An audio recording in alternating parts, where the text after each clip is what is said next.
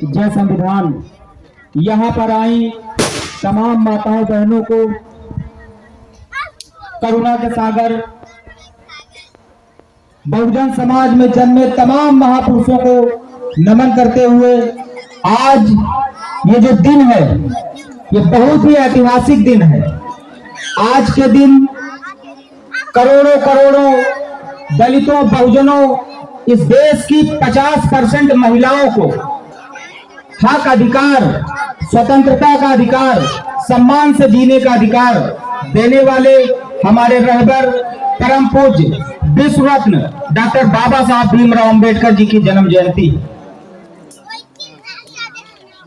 इससे पहले हमारे प्रदेश के महासचिव देशराज पासी जी ने तमाम बातें आप लोगों को बताई और इससे पूर्व में भी हमारे युवा यंग साहसी तमाम भाई हमारे साथ मंच पे उपस्थित हैं।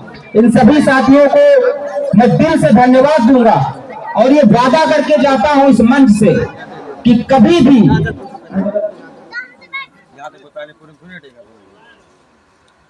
ये बहुत ही काबिले तारीफ काम हुआ है यहाँ पे और डिसिप्लिन बहुत ज्यादा है, बहुत अच्छा लगा। और चाहे घर हो, चाहे संगठन हो, चाहे पार्टी हो, इन सब चीजों में अगर डिसिप्लिन नहीं होगा तो ना संगठन चल पाएगा, ना घर चल पाएगा, ना पार्टी चल पाएगी। यहाँ पे आके जो बच्चों में, महिलाओं में, बहनों में, भाइयों में, बुजुर्गों में जो डिसिप्लिन दिखा वो बहुत ही काबिले तारीफ, मैं तारीफ करता हूँ।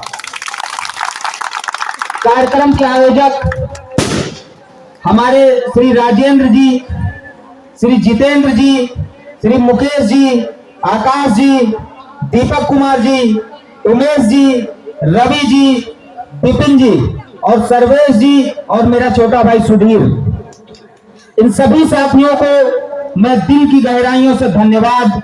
और मैं इनसे ये वादा करता हूं, वादा करके इस मंच के माध्यम से, इस गांव के माध्यम से इनसे वादा करके जाता हूं कि खूब तेजी से बहुजन समाज के मिशन को, डॉक्टर बाबा साहब अंबेडकर के मिशन को आगे बढ़ाने का काम करें। कभी भी एनी टाइम जरूरत पड़ेगी, देवा रावत हमेशा तुम लोगों के साथ है, हमेशा साथ रहूंगा, हमेशा। जैसा कि 1956 के बाद से, जब से डॉक्टर बाबा साहब अंबेडकर जी का परिनिर्वाण हुआ 6 दिसंबर 1956, तब से तमाम पार्टियां, तमाम संगठन यही कहते आते हैं, एक संगठित रहो, संघर्ष करो। लेकिन क्या ये यहीं तक सीमित रह जाएगा? सिर्फ हम लोग कहते रहेंगे, करेंगे कब? विषय इस बात का है कि हम लोग करेंगे कब। डॉक्टर बाबा साहब अंबेडकर ने कहा था, शिक्षित बनो, संगठित रहो और संघर्ष करो, और उन्होंने करके भी दिखाया था उन विषम परिस्थितियों में जब उनके पास कोई साधन संसाधन भी नहीं हुआ करता था। मान्यवर साहब श्री कांसीराम जी के पास कोई साधन संसाधन नहीं हुआ करता था, लेकिन उन्होंने इस मिशन को आगे बढ़ाया।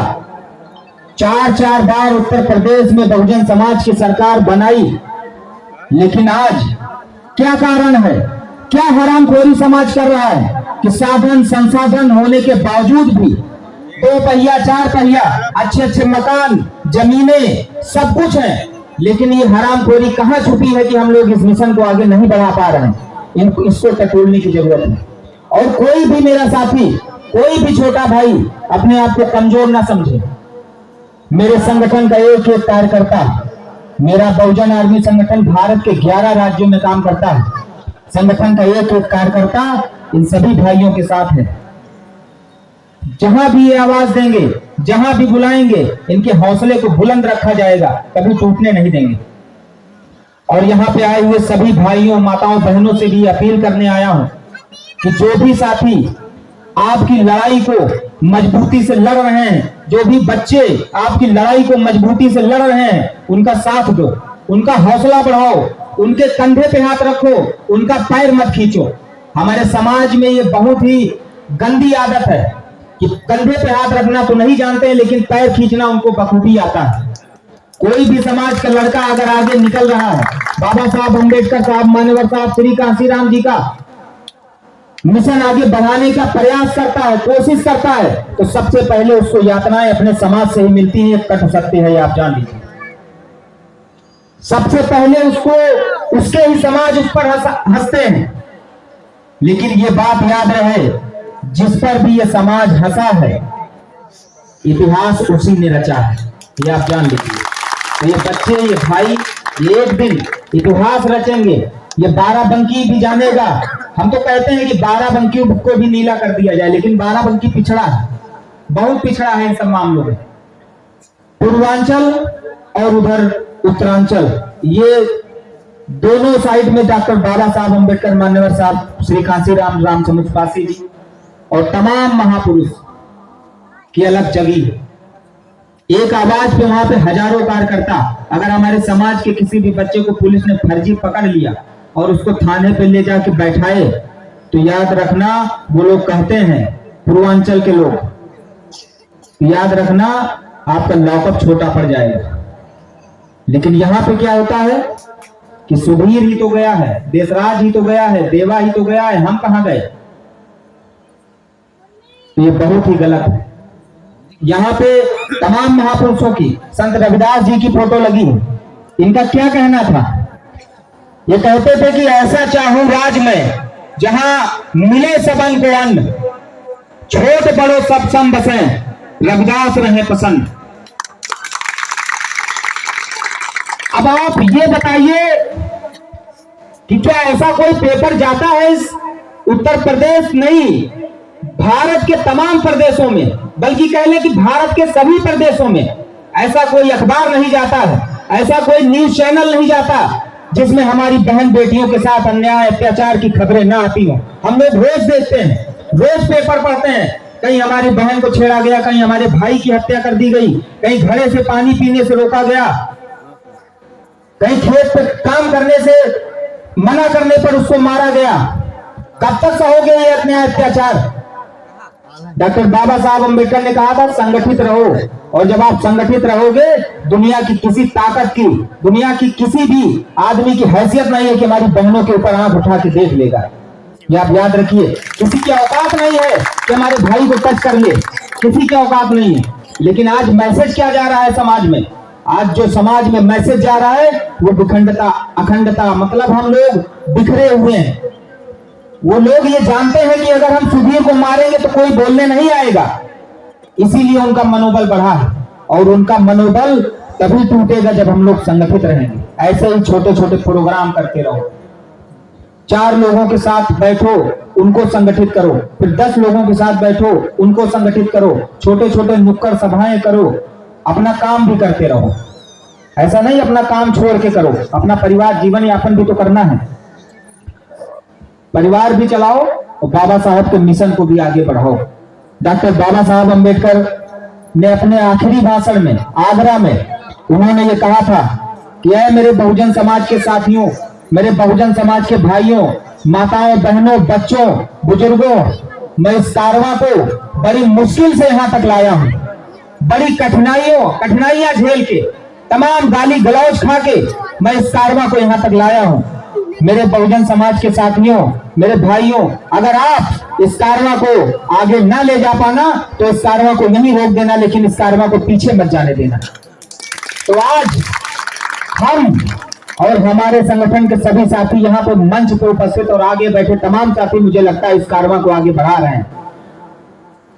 मैं आपको एक और बात बताता हूं कि मैं जो यहाँ पे खड़ा हूं बहुत टूटा हूं अंदर से, बहुत ज्यादा तकलीफें हैं। परसों छोटे भाई की अर्थी को कंधा मैंने दिया है। मेरा छोटा भाई 16 साल का था, वो एक्सपायर कर गया, ब्रेन हेमरेज हो गया उसको। लेकिन डॉक्टर बाबा साहब अम्बेडकर की बात याद रहती है कि जब वो गोलमेज सम्मेलन में जा रहे थे, गोलमेज सम्मेलन में हमारे और आपके हक अधिकारों की लड़ाई लड़ने जा रहे थे, तो उनके एक बच्चे की मृत्यु हो गई थी। माता रमाबाई ने रोका, उन्होंने कहा कि डॉक्टर बाबा साहब एक बच्चे की मृत्यु हो गई, तो बाबा साहब ने कहा था कि यहाँ एक बच्चे की मृत्यु हो गई है, अगर मैं वहां नहीं गया तो वहां पर करोड़ों बच्चों की हत्या कर दी जाएगी, सरकार करोड़ों बच्चों के हक अधिकार ले लेगी। तो इसी चीज को पढ़ के मेरे अंदर स्टेमिना आती है, जोश आता है। वरना कौन होगा जो पक्का अनुयायी होगा जो डॉक्टर बाबा साहब अंबेडकर को फॉलो करता होगा, दिल से फॉलो करता होगा, ऊपर से नहीं। वही आदमी एक दिन बीच है, परसों मेरे भाई की हत्या हुई, हत्या नहीं सॉरी मृत्यु हुई परसों।